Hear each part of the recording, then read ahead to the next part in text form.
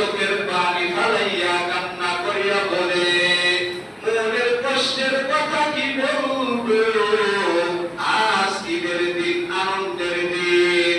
গত বছরে আমার মায়ের সাথে আমি ঈদের আনন্দ করেছি, আমার বাবার সাথে আমি ঈদের আনন্দ করেছি। আজ ঈদের দিন, আমার পাশে আমার মা নাই, আমার পাশে আমার বাবা নাই। আমার মা অন্ধকার কবরের মধ্যে চলে গেছে, আমার বাবা অন্ধকার কবরের মধ্যে চলে গেছে। আমার মা বাবার কবরের মধ্যে রেখে আমি কেমনে ঈদের আনন্দ করব?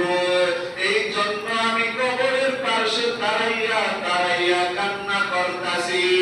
এখানে বহুত আল্লাহর বান্দা বসে আছে,